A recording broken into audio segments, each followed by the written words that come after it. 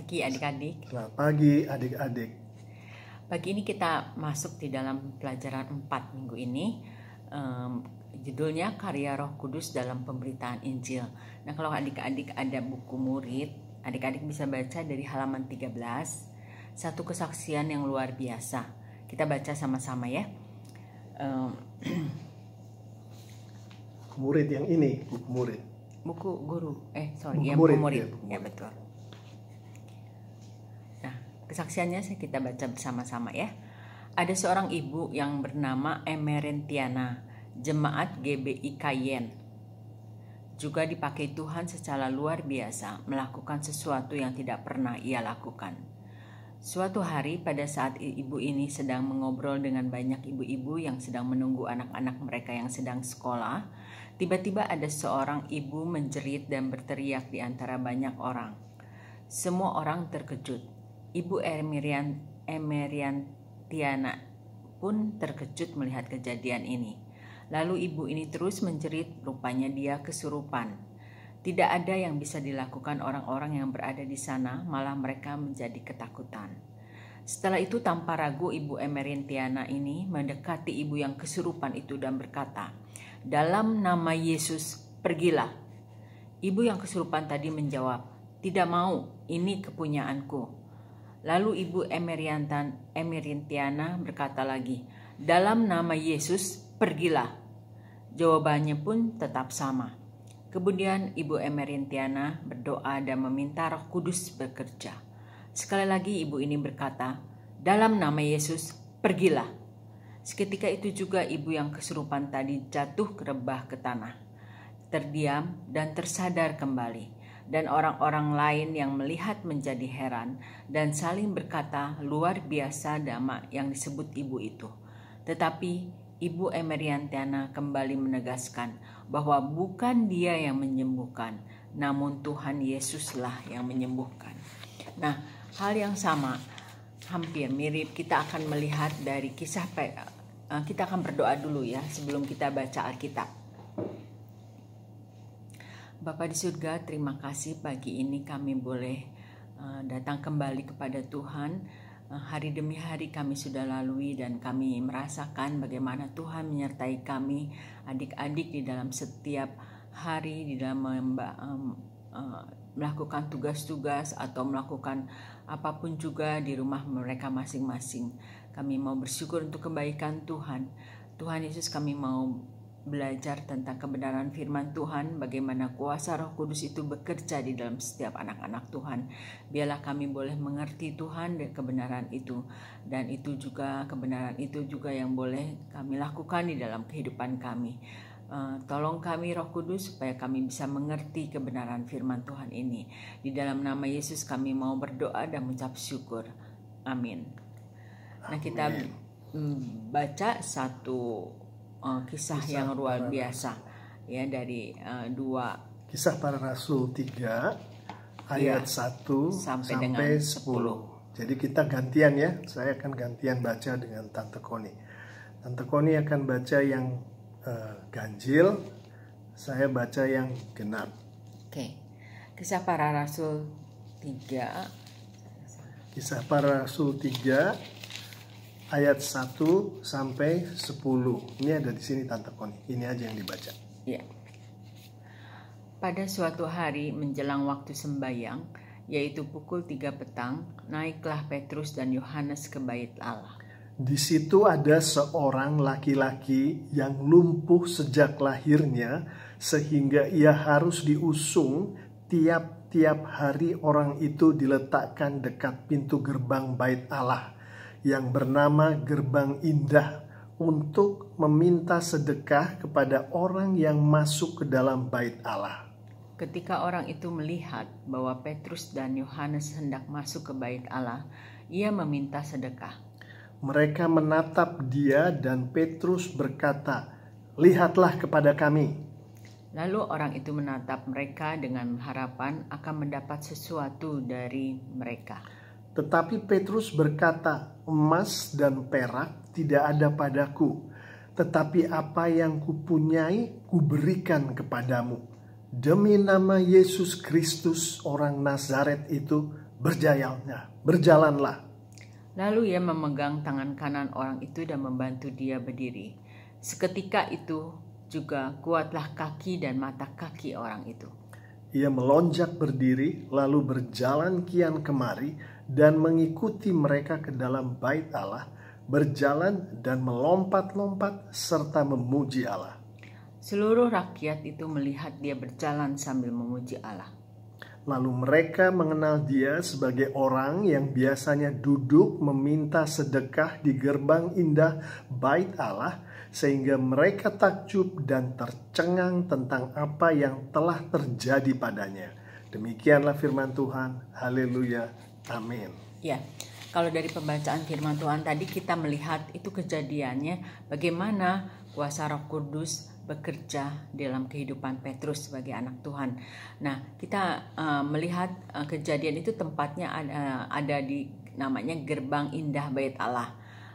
Satu gerbang yang dimana orang-orang yang akan masuk ke bait Allah itu harus melewati, dan di sana ada salah satu katanya. Jadi bukan saja dia sendiri tetapi banyak orang, tapi ada satu orang yang tidak dapat berjalan. Sudah lama di gerbang indah itu, dia sudah lama tidak dapat berjalan dan hanya diam di gerbang itu meminta belas kasihan orang. Nah, ketika dikatakan katanya Petrus dan Yohanes itu pergi ke bait Allah hendak sembahyang pada pukul 3 petang katanya. Lalu mereka memasuki melalui jalan gerbang indah Allah itu, dan mereka melihat katanya seorang laki-laki lumpuh sedang duduk di depan gerbang bait Allah itu untuk mengemis. Nah, yang orang itu yang lumpuh itu yang saya katakan tadi, sejak lahir dia lumpuh dan dia tidak bisa berbuat apa-apa kecuali mengemis di gerbang Allah itu. Nah, kemudian ketika Petrus dan Yohanes itu masuk, kemudian orang ini memegang tangan orang ini, berkata kepada Petrus dan mengemis kepada Petrus. Nah, Petrus kemudian melihat dia dan merasa ada satu kesempatan yang bisa diberikan. Satu kesempatan yang bisa diberikan kepada orang itu di samping uang, ya. Jadi ada kesempatan. Jadi dalam hal ini kita melihat bagaimana Roh Kudus bekerja di dalam hati Petrus. Jadi ketika melihat orang itu mengemis, dia melihat ada kesempatan. Roh Kudus berkata, ini kesempatan engkau. Jadi ada kesempatan selain hanya untuk memberi uang. Kemudian Petrus dan Yohanes berkata kepada dia, emas perak tidak ada padaku, tetapi apa yang kupunya kuberikan kepadamu, katanya. Karena Roh Kudus menggerakkan hati Petrus untuk menggunakan kesempatan itu lebih dari sekedar memberikan uang. Lalu Petrus mengatakan, emas dan perak itu tidak ada padaku, tetapi apa yang aku punya aku akan berikan kepadamu. Apa yang Petrus punya? Dia katakan, demi nama Yesus Kristus orang Nazaret itu berjalan. Demi nama Yesus Kristus orang Nazaret itu berjalanlah. Itu yang dipunyai oleh Rasul Petrus dan Yohanes pada saat itu, yang lebih dari sekedar uang. Kemudian kalau kita tahu, lalu Petrus itu memegang katanya tangan kanan orang itu dan membantu dia berdiri. Dan seketika orang itu kakinya kuat dan bisa berdiri. Dan apa yang dilakukan katanya ketika dia berdiri, lalu lalu orang ini melonjak berdiri kian kemari, bolak-balik. Kan di situ ramai sekali, pasti banyak orang yang melihat kejadian luar biasa itu. Lalu kemudian katanya, lalu mengikuti Rasul Petrus dan Yohanes masuk ke dalam bait Allah, berjalan dan melompat-lompat serta memuji Allah. Dia tahu, karena dia tahu siapa yang melakukan itu. Dan seluruh rakyat yang melihat itu berjalan katanya dan memuji Allah. Kita lihat di sini bagaimana Rasul Petrus dan Yohanes diberi kesempatan oleh Roh Kudus untuk tidak hanya sekedar melihat kesempatan untuk berbuat sesuatu lebih dari sekedar memberi uang. Itu karya Roh Kudus di dalam diri Petrus dan Yohanes. Kemudian karya Roh Kudus di dalam diri orang yang disembuhkan itu, orang itu sembuh, berdiri sembuh, dan kemudian dia bergerak ke sana kemari dan kemudian katanya memuji Allah. Bagaimana orang lumpuh itu merespon dengan memuji Allah. Artinya Roh Kudus itu bekerja penuh di dalam diri orang itu sehingga orang itu percaya kepada Yesus dan memuji Tuhan. Itu cerita yang kita lihat dari Kisah Para Rasul 3 ayat 1 sampai dengan 10. Dan hal yang lain adalah kita melihat di sini bahwa bagaimana di dalam kejadian itu Injil tersampaikan, ya. Injil tersampaikan karena apa? Karena Petrus dan Yohanes itu mengatakan, demi nama Yesus Kristus sembuhlah engkau, ya. Dan kemudian semua rakyat itu melihat.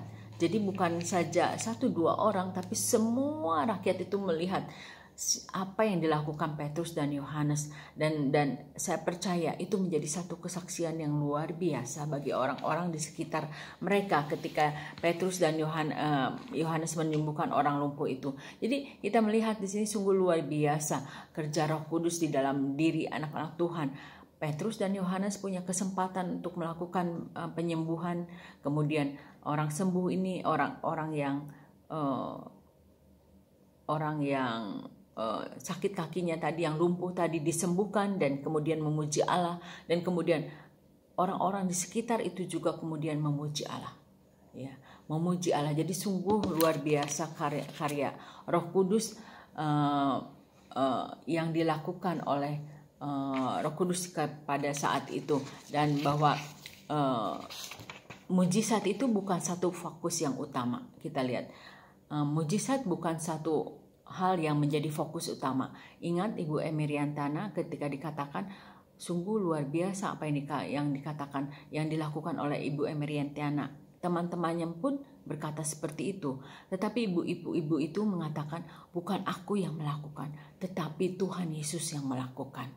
Jadi fokus utamanya adalah Tuhan Yesus. Tuhan Yesus fokus utamanya, yang kemudian nama Tuhan Yesus ditinggikan. Yang melakukan itu yang kesuruh orang kesurupan disembuhkan, dan juga Rasul Petrus yang menyembuhkan orang lumpuh itu sama-sama kuasanya sama, ya. Diberi kesempatan oleh Roh Kudusnya juga sama.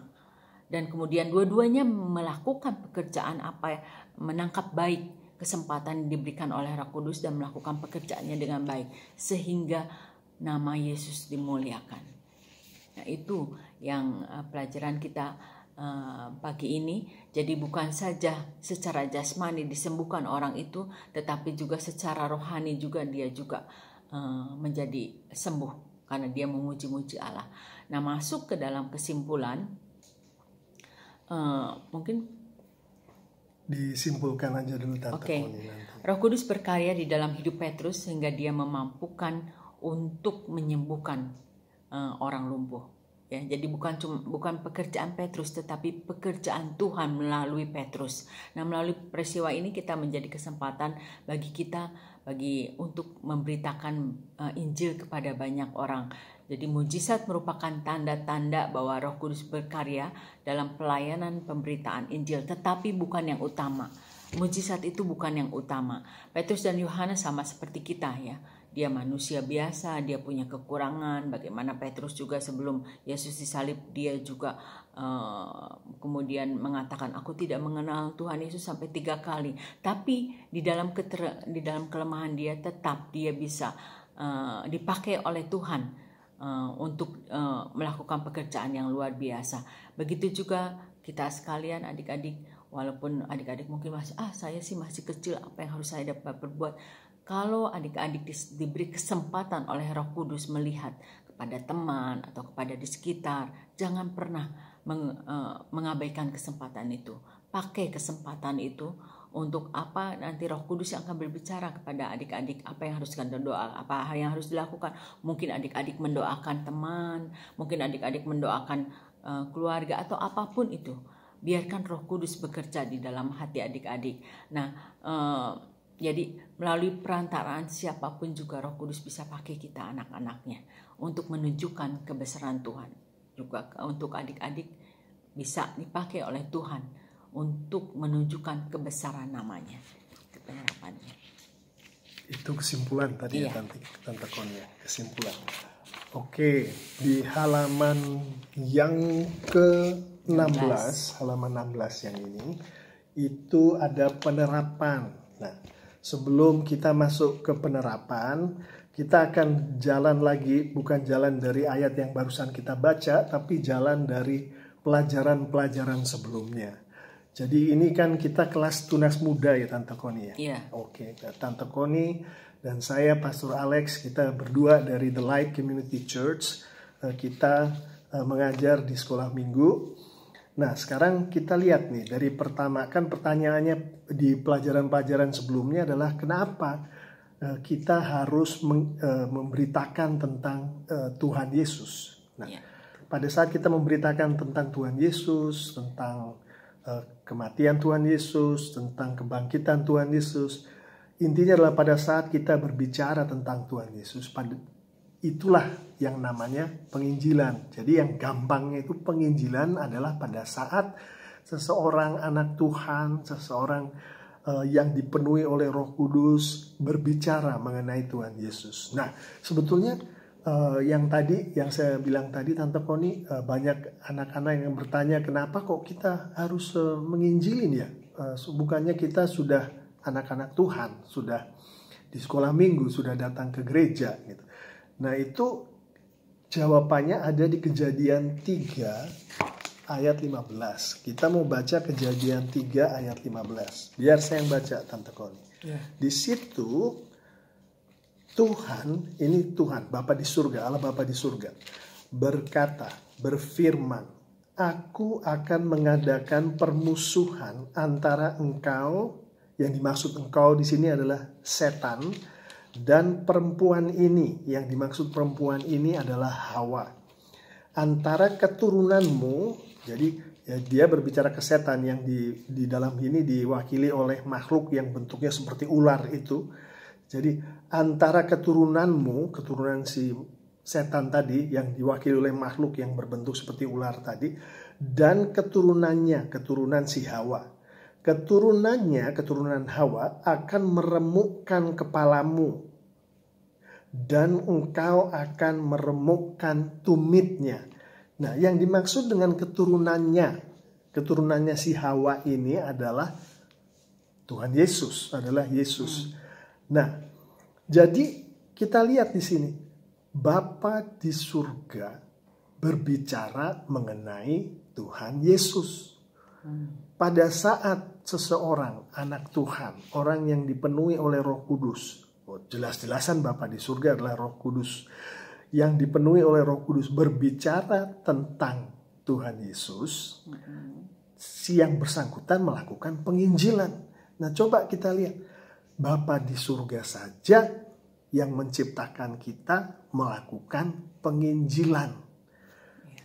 Apalagi kita. Kan beda, Bapa di surga kan Bapa di surga. Kita kan anak-anaknya kan manusia, kan beda. Kenapa mesti melakukan penginjilan? Nah, kita ngelihat lagi firman Tuhan. Ini dari Imamat ayat 11, pasal 11 ayat yang ke-44. Di situ dibilang, firman Tuhan berkata, sebab akulah Tuhan Allahmu. Ini Bapa di surga, Tuhan Allah yang sama tadi yang berbicara ke setan tadi. Yang sama yang berbicara tentang Tuhan Yesus di Kejadian 3 tadi. Nah, di situ dibilang, sebab akulah Tuhan Allahku, ini Imamat 11. Sebab akulah Tuhan Allahmu, Imamat 11 ayat 44, maka haruslah kamu menguduskan dirimu dan haruslah kamu kudus, sebab aku ini kudus. Jelas di sini adik-adik, Bapa di surga Tuhan Allah berbilang, aku ini kudus. Iya kan? Di ayat 44 bilangnya kan, Tuhan berfirman, aku ini kudus. Sebelumnya, di situ dibilang, di frase sebelumnya, kata-kata sebelumnya, haruslah kamu kudus. Jadi karena Tuhan Allah Bapa itu adalah kudus, dia mau semua orang yang percaya kepadanya, pengikut-pengikutnya, termasuk saya, termasuk Tante Koni, termasuk adik-adik, untuk juga menjadi kudus. Artinya apa? Tuhan mau kita semua menjadi seperti Tuhan. Apa yang Tuhan bikin, kita bikin. Kalau Tuhan kita melakukan hal-hal yang membuat Tuhan kudus, kita melakukan hal-hal juga yang membuat kita kudus. Kalau Tuhan kita melakukan penginjilan, kita juga melakukan penginjilan. Pokoknya Tuhan mau kita menjadi seperti Tuhan. Ya, itu bukan saya ngomong, itu ayat Imamat 11 ayat 44. Dikatakan, dijelaskan dengan jelas, aku ini kudus, aku mau haruslah kamu kudus. Jadi lakukanlah seperti yang aku lakukan. Nah, itu intinya sih. Bukan hanya itu, di Alkitab perjanjian lama, perjanjian baru, banyak sekali yang ke arah itu. Tuhan mau kita menjadi seperti Tuhan, menjadi seperti Tuhan Yesus. Itu berkali-kali diulang. Nah, terus sekarang kita akan melihat di Kisah Para Rasul tadi yang pasal 3 ayat 1 sampai 10. Di situ terjadi mujizat. Nah, Tante Koni tadi udah bicara mengenai mujizat yang terjadi di Kisah Para Rasul. Di mana di pasal 3 ayat kedua kita baca ada orang lumpuh. Nah, di ayat ke-8 orang yang lumpuh itu tadi, ia melonjak berdiri, lalu berjalan kian kemari dan mengikuti si Yohanes dan Petrus masuk ke dalam bait Allah, melompat-lompat serta memuji-muji Allah. Gimana bisa seorang yang tadinya lumpuh tiba-tiba melompat-lompat memuji-muji Allah? Kan ada yang terjadi itu antara ayat yang kedua dia lumpuh sampai ke ayat yang ke-8 dia melompat-lompat serta memuji Allah. Nah, yang terjadi adalah dia sembuh dari kelumpuhannya, yang mana itu adalah mujizat. Nah, kita lihat contoh tadi yang Tante Koni baca tadi yang dari pelajaran 4, yang awal pelajaran 4. Ada seorang ibu melakukan mujizat juga kan, seperti yang Petrus melakukan. Nah, dari orang itu kerasukan sampai orang itu menjadi tidak kerasukan. Nah, itu ada sesuatu yang terjadi. Ya, kita lihat perbandingannya. Dari orang itu lumpuh sampai dia melompat-lompat memuji Tuhan, ada sesuatu yang terjadi di situ. Dari si ibu tadi menghadapi ibu yang kerasukan sampai ibu tadi menjadi sembuh dari kerasukan, ada sesuatu yang terjadi di situ. Nah, apakah yang terjadi? Yang terjadi adalah kalau di kasus di Rasul Kisah Para Rasul ayat pasal 3 tadi, itu ada di ayat yang ke-6. Dikatakan di situ, Petrus berkata, emas dan perak tidak ada padaku, tetapi apa yang kupunya kuberikan kepadamu. Nah, ini dia. Demi nama Yesus Kristus orang Nazaret itu berjalanlah. Itu yang terjadi di Kisah Para Rasul. Nah, terhadap si ibu tadi dikatakan di sini, dalam nama Yesus pergilah. Nah, itu si ibu itu mengusir setan itu dengan dalam nama Yesus pergilah. Kan begitu. Apa persamaan dua kalimat itu? Dua-duanya menyebutkan Yesus. Dua-duanya menyebutkan Tuhan Yesus. Apalagi persamaannya? Dua-duanya adalah dalam bentuk perkataan. Nah, perkataan itu adalah firman. Jadi kita lihat dua-duanya menyebut Yesus, dua-duanya dalam bentuk perkataan. Nah, gimana ini? Hubungannya apa dengan terjadinya mujizat? Nah, mujizat kita semua tahu adalah pekerjaan Roh Kudus, ada pekerjaan Tuhan. Kita nggak bisa, si ibu tadi yang kita pakai contoh nggak bisa melakukan mujizat. Rasul Petrus juga nggak bisa melakukan mujizat.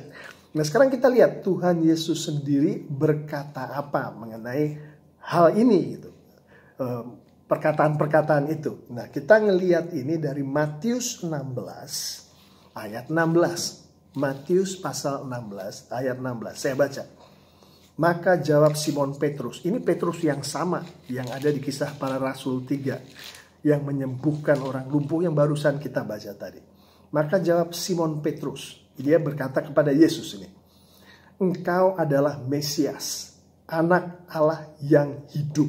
Simon berbicara tentang Yesus. Dia bilang Yesus adalah Tuhan, anak Allah yang hidup.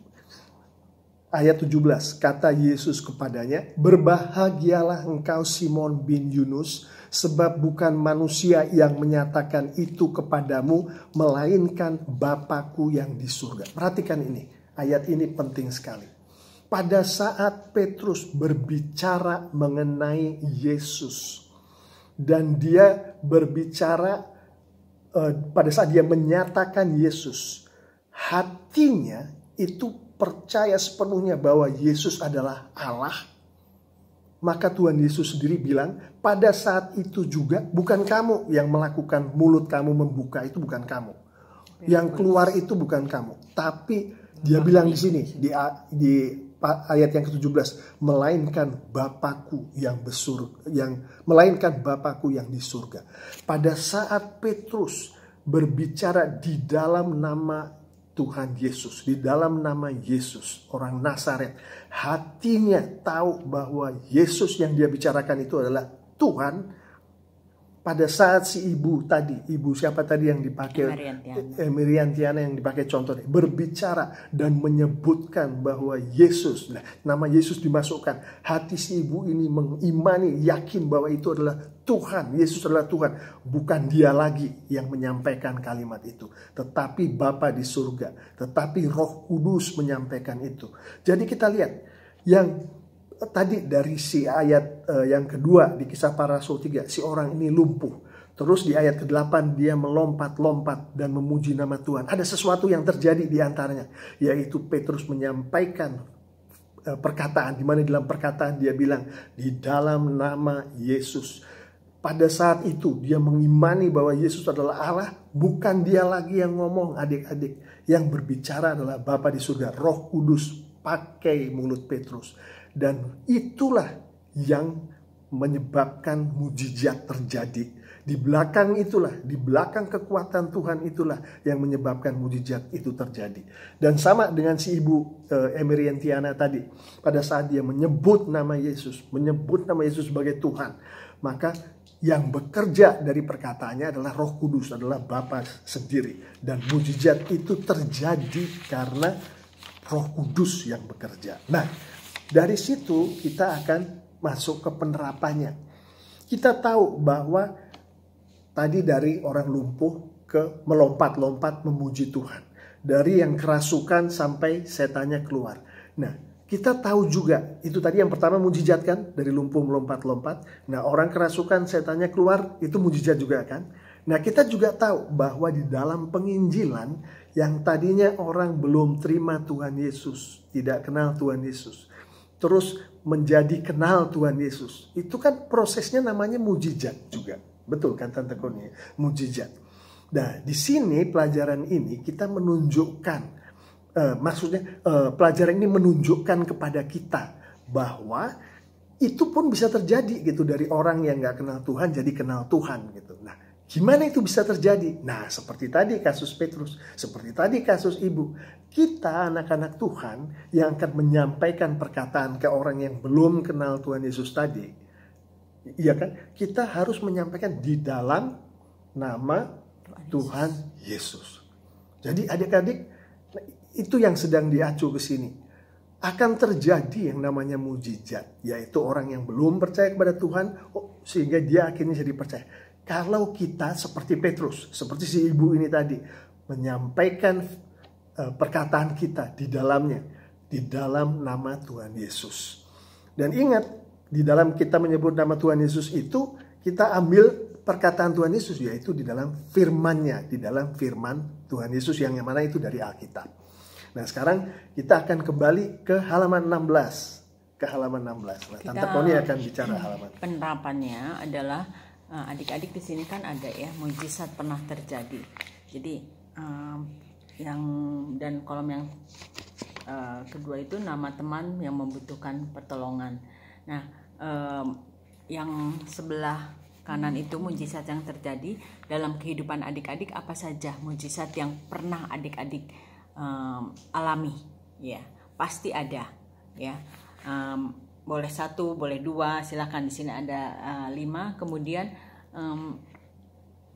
sebelah kiri adalah nama teman yang membutuhkan pertolongan. Jadi dalam masa libur ini, dalam masa PSBB ini, adik-adik ingat, siapa nih teman yang membutuhkan pertolongan. Mungkin dia sakit perlu didoakan, mungkin dia sedang mengalami kesukaran, karena kita tahu kalau kita mendoakan pasti akan terjadi sesuatu. Nah, nama temannya itu ditulis. Siapa nama temannya? Boleh 1 orang, boleh 2 orang, boleh 3 orang, ya. Nah, silahkan itu yang penerapannya. Dan kemudian kalau sudah diisi, adik-adik bisa isi dan bisa WhatsApp ke kita, ya, supaya kita juga berdoa untuk itu. Dan kemudian juga kita akan berdoa sama-sama untuk teman yang membutuhkan pertolongan itu. Ya. Itu penerapannya. Ya, untuk detailnya dari apa yang Tante Connie bilang, mujizat yang pernah dialami, adik-adik boleh tulis 1 atau 2, 1 atau 2. Atau karena ini nggak lagi di rumah semua, lagi pada di rumah, nggak ada sekolah segala macam, bolehlah 1, 2, 3, 4, 5 dipenuhin semua itu. Nah, di dalam kita ingat mujizat itu ada yang kecil, ada yang besar, kita ingat itu. Nah, tapi kita juga harus ingat pada saat mujizat terjadi di dalam diri kita, itu ada orang yang mendoakan kita atau kita sendiri berdoa di dalam nama Tuhan Yesus. Jadi itu kita ingat, itu terjadi mujizat. Nah, untuk teman-teman yang membutuhkan pertolongan, siapapun aja yang ada di sekitar kita, kita tulis nama-namanya. Oke, jadi sekarang kita akan kembali berdoa, tapi sebelumnya Tante Connie akan kasih ayat yang akan dihafalkan. Apa Tante Connie? Ayat adalah nanti yang ini. Dari Kisah Para Rasul 3 ayat 6, ya. Tapi Petrus berkata, emas dan perak tidak ada padaku, tetapi apa yang kupunyai kuberikan kepadamu. Demi nama Yesus Kristus orang Nazaret itu berjalanlah. Itu ayat hafalannya. Nanti saya tunggu juga di WhatsApp ayat hafalan yang sudah adik-adik hafalkan. Ya, Oke. Kita akan berdoa. Kami mau bersyukur Tuhan untuk pagi ini, untuk pelajaran yang boleh kami terima. Kami mohon kepada Tuhan, biarlah kiranya itu menjadi terang bagi kehidupan kami, sehingga kami juga dapat yakin bahwa dan terima kasih karena kami tahu ketika kami percaya kepada nama Yesus Kristus, nama itulah yang memberikan kepada kami kekuatan, memberikan kepada bahkan mujizat di dalam kehidupan kami. Bapa, terima kasih sekali lagi untuk mengingatkan kami bahwa walaupun kami lemah dan masih mungkin adik-adik masih kecil, tapi Tuhan Yesus yang ada dalam kehidupan kami berkuasa melakukan apapun juga. Terima kasih Bapak, terima kasih untuk firman-Mu, terima kasih untuk kesempatan di mana kami boleh memikirkan orang lain dengan mendoakan mereka. Terpujilah nama Tuhan untuk sekarang dan selamanya. Di dalam nama Yesus Kristus kami berdoa. Amin. Amin. Oke, sampai minggu depan adik-adik.